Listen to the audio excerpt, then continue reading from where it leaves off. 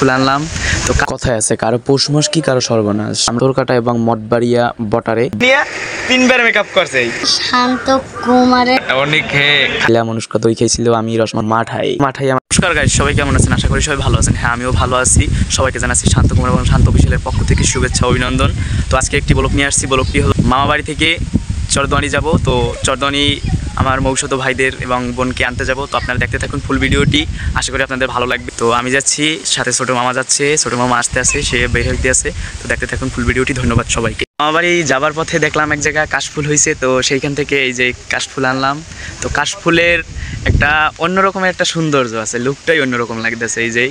তো এইটা নিয়ে যাবো আমার বোনের জন্য, দেখবো কতটা খুশি হয়, দেখতে থাকবেন আপনারা। তারপরে ছোট মামা এসে গেছে, সে গাড়ি চালাচ্ছিল, আমি তার পিছনে বসাছিলাম। আমরা যাইতেছি তুষখালী পাম্পে তেল ভরতে। তেল ভরার পরে আমরা মঠবাড়িয়া থেকে চরদোয়ানির উদ্দেশ্যে রওনা হবো। অর্থপর আমরা তুষখালী হাওলাদার ফিল্মস স্টেশনে পৌঁছে গেলাম। সেখান থেকে আমরা আবার তেল নিলাম, তেল নিয়ে আবার ব্যাক করব। আমরা গুদিঘাটা আসলাম, গুদিঘাটা এসে দাঁড়ালাম। দাঁড়িয়ে মামা একটু কাজ করতেছিল, আমি একটি মজা নিয়েছিলাম, সেই মজাটি খাইতেছিলাম। কথায় আছে কারো পৌষ মাস কি কারো সর্বনাশ। আমরা যখন রওনা দিই তখন মাঝের পোলের এই পেশে আমাদের পুলিশে সিগন্যাল দেয়। তো সিগন্যাল দেওয়ার পরে সব কাগজপাতি তারা চেক দেয়। চেক করার পরে তারা সবকিছু আমাদের ঠিক আছে, সবকিছুই আছে। তারপরে গাড়ি মানে তেল এতটা ওভার হইছে, অনেকখানি তেল পড়ে গেছে। তারপরে আমরা চলে আসলাম মঠবাড়িয়া বাজারে। মঠবাড়িয়া বাজার থেকে আমরা বেরিয়ে গেলাম কিমলো মার্কেট থেকে। আস্তে আস্তে করে আমরা সামনে আগাতে থাকলাম। এরপরে আমরা চলে আসলাম সাপলেজা বাজারে। তো সাপলেজার বাজার থেকে যখন এড়িয়ে যাইতেছিলাম তখন আমার একটা মেশো পিছন থেকে আমাকে দেখছে। দেখার পরে সে ডাক দিল।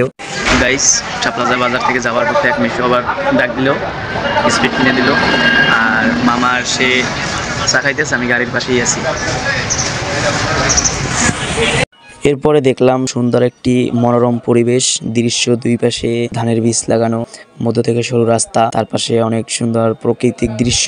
সেই দৃশ্য আবার আমি বন্দি করার চেষ্টা করলাম ভিডিওতে, দেখতে পারতেছেন আপনারা। তারপরে আমরা চলে আসলাম পাথরকাটা এবং মঠবাড়িয়া বটারে। বাবুরাটের সেই বড় ব্রিজ আমরা বেরিয়ে পাথরকাটার ভিতরে পড়লাম। এরপরে আমরা চলে আসলাম চরদোয়ানি বাজারে। চরদোয়ানি বাজার থেকে উঠে চরদোয়ানি বাজারে ব্রিজ পাড়াইলাম, পেরিয়ে আমরা অনেকের বাসার দিকে রওনা হলাম।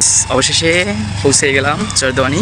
তো মামা যাইতেছে গাড়ি দিয়া, আর আমি হাঁটতে আছি, সামনে অনেকের বাসা। তো অনুষ্কা এখনই বের হবে, তো চমকটা দেখি সে কি চমক দেয়, এইটা দেখা সাথেই থাকো। এই যে কাশফুল অনুষ্কার জন্য নিয়েছি। কাশফুলটা দেখে তোমার অনুভূতিটা কেমন? একটা অনুভূতিটাকে কইল। অনুভূতিটা খুবই ভালো। এই প্রথম দেখলাম কাশফুল। এই কি দেখছো? প্রথমবার দেখছো? এটা তোমার জন্য আমি নিয়েছি সেই সুদূর মঠবাড়িয়া থেকে, তোমার জন্য নিয়েছি। না অনুষ্কা অনেক খুশি কাশফুল দীক্ষা। হাই দি দাও।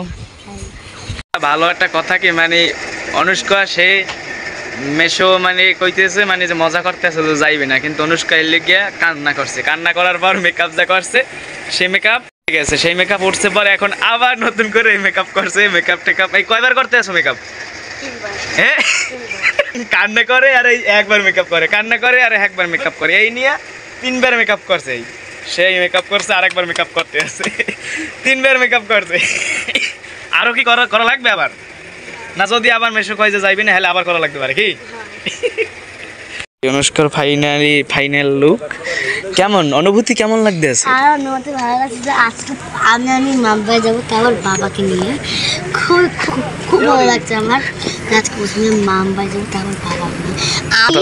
আমি না একদিন মামবাড়ে গিয়েছিলাম, তারপর না আমি আমার মানে অনুভূতিটা কেমন তোমার? এদিকে যাও, ক্যামেরার দিকে। অনেক অনেক হ্যাপি আর সব আর আপনারা শান্ত কুমারের ভিডিওতে অবশ্যই লাইক, কমেন্ট শেয়ার করবেন প্লিজ। আপনার সবার স্বাগত। যাইতেছো কোথায় অনুষ্কা? আমি যাচ্ছি আমার মঠবাড়িয়া তুষখালী, আমার মামা বাড়িতে আমি যাচ্ছি। মামা বাড়িতে কতদিন পরে যাইতেছো? মনে করো আমি তো আবার প্রত্যেক বছরই যাই, কিন্তু আজকে যাচ্ছি। আবার না কোনো সময় প্রত্যেক বছর আবার যাই না মামবাড়ি। তো মামবাড়ি না অনেক মিস করি, যে আমার অর্ক, তারপর আমাদের রিশান, অক্ষয়। তো আজকে সবাই দেখবা, অনেক হ্যাপি লাগবে নাকি? হ্যাঁ অনেক। তো সবাই ভিডিওটা দেখবে। আর পূজায় অনেক ভালো ভিডিও আসবে। হ্যাঁ, পূজায় তো আমার অনেক হ্যাপি।